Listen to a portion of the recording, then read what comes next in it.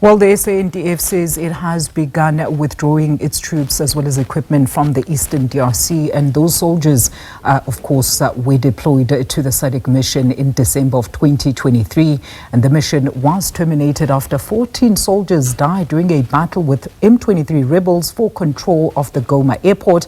And helping us to further unpack this is Defence Analyst Mr. Dean Wingrin. Dean, it's always great to have you with us. A very good afternoon to you. So this phased withdrawal of our troops as well as equipment after back-to-back engagements with the concerned authorities. A lot of questions also here at home, I'm sure you remember, about the reasons behind the initial deployment. So what do you make of this decision? Well, given the circumstances of what happened at the end of January, and good afternoon to you and the listeners, I think when M23 captured the city of Goma and the nearby Sake, which is the headquarters of the SADC DRC mission, and then subsequently a week or so later the capital of South Kivu province as well, the SADC soldiers were pretty much hostage where they are at the Goma airport and in Sake. So I don't think the SADC regional heads had very much choice at their meeting on the 13th of March to decide that to terminate the mission. The mission was there to contain M23 and prevent the takeover of Goma. And so they really had no choice, being under-resourced. They weren't even capacitated to what they were wanting to be. Far fewer troops were actually sent on this mission than what was required, that they decided to withdraw in phases. But in the second week of April, things just degenerated to such an extent where the SADC couldn't assist in opening up Goma airport. And at that stage, M23 rebel group then said, we want the mission out, and they must be out within the month. So the phased withdrawal was pretty much chucked out the window, and now now we're seeing that the troops are leaving as quickly as possible they can before the end of May.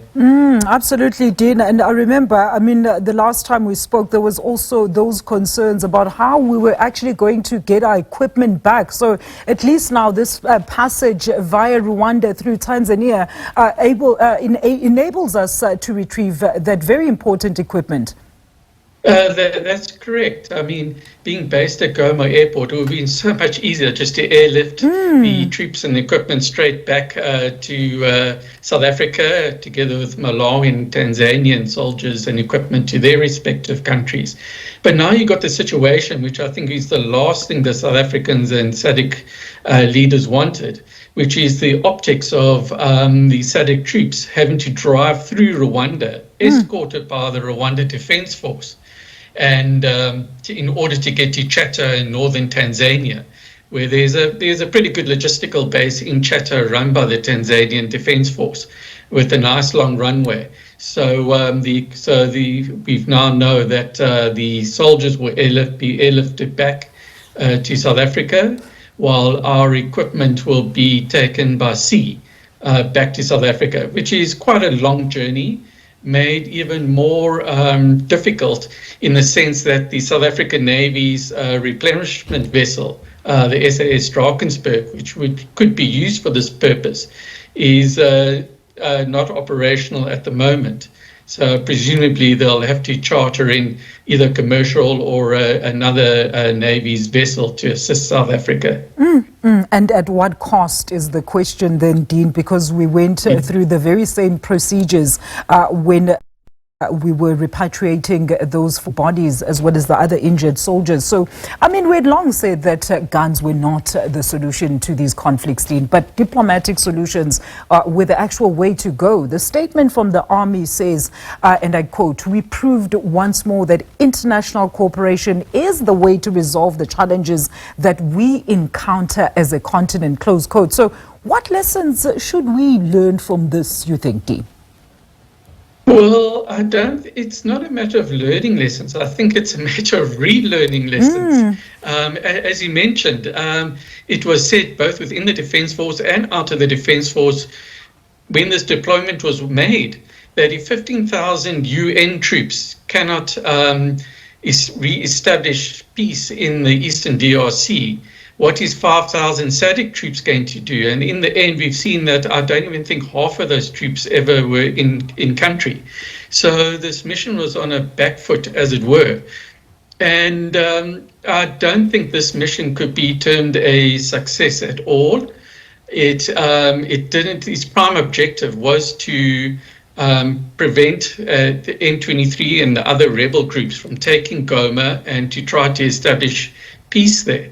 Up to January this year, before Goma fell, the Congolese government under President Tshisekedi even refused to talk to the rebel groups. And it's only because Goma and the capital of South Kivu has been captured. The Congolese have actually been forced to negotiate with the rebel group. And with the assistance of Qatar, it was only at the beginning of this month, at the end of April, where a tentative ceasefire was agreed to and to work towards. And it is this ceasefire that is now enabling the SADC troops to be repatriated a little bit easier, and the fighting still continued. Absolutely, Dean. I mean, there's a lot of emphasis now also on that AU standby force and that growing need for it to be soon adequately resourced for as well as equipped for those peacekeeping missions across the continent. Dean, we're going to leave it there. I had so much else to say, but because of time, I have to leave our interview. There's always great input. Thank you so much for your time. That is Mr. Dean Wingrin, who is a defense analyst there on the SANDF withdrawing their troops as well as equipment in the Eastern DRC.